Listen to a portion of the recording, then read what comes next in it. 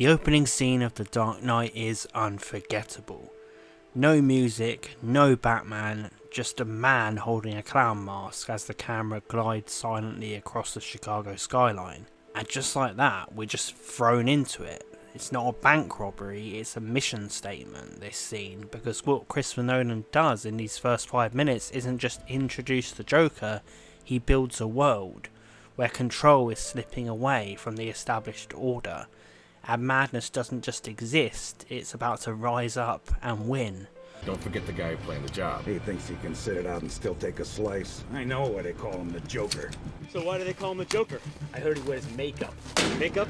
Yeah, to scare people. You know, war paint. In this scene we of course see each masked thief given a task and each plays their part, but none of them know the full picture. It's like a domino chain made up of people, each one knocking the next down, blind to the pattern they're caught in. I love these little moments where they're talking to each other about the guy who is behind the job, the Joker.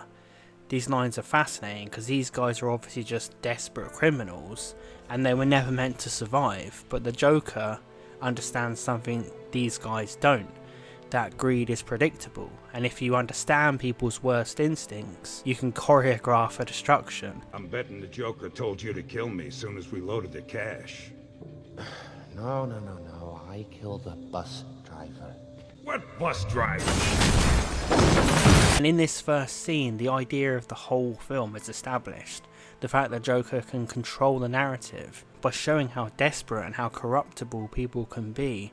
He uses that to his advantage for his whole message. These men think they're getting something out of it, but actually the Joker is doing it all to prove something. Christopher Nolan directs this scene like a clockmaker setting a bomb. Like the camera doesn't rush, it observes, it's cool, patient, precise. It's a ticking time bomb. The shots glide through the tight corridors, punctuated by sudden violence. It's clinical, but it's not chaotic.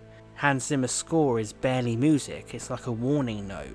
Again, a ticking time bomb, a drone that grows and writhes and lingers until it becomes unbearable, till you realise you're really hearing it when really it's just been in the background all the way through. You're again still kept on tenterhooks by Christopher Nolan. He doesn't let you off the hook and show you the Joker prancing about and having fun, because that's not what this Joker is. This Joker is about getting into people's heads and always flipping your expectations. This Joker isn't a show-off. When we first see him, he doesn't storm in, he emerges. He just takes that mask off.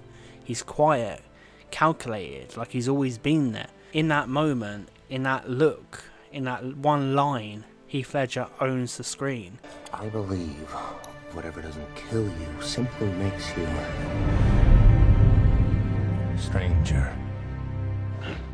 What's crazy about the first time we see this Joker is the performance arrives fully formed, as if the Joker wasn't written or rehearsed, but summoned. Like I said, this Joker isn't a show-off. He just is. He's just there right away with his whole agenda formed. The way that this character is unveiled is unlike we've seen any villain in any other superhero movie. From this moment on, we see that Nolan was going somewhere different with this. The Joker's voice is off kilter and strange and teasing, and the physicality was animalistic. And even the makeup, even though it's the first time you see him, it feels lived in, like he's been wearing it for days. Heath Ledger didn't act in this role, he inhabited it. There's spontaneity to him, like he might do anything at any second and mean every bit of it. And then the bus emerges seamlessly with all the school traffic. No one notices the dust, the cracks, the bodies. And that getaway tells you everything. This isn't cartoon villainy, it's something deeper. An evil that blends in, that plans for disorder, that trusts in the ugliness of systems and of people. And 15 years later, this scene hasn't aged at all, because it's not built on twists and turns, it's built on tearing apart truth. You get a real impression from this first scene that the Joker is about to question all of our norms. Could have just been a regular conventional robbery, but he kills all the people who work with him, and the whole thing just feels like it was almost pointless, but to the Joker it means something. He's trying to change even criminal meaning in this movie.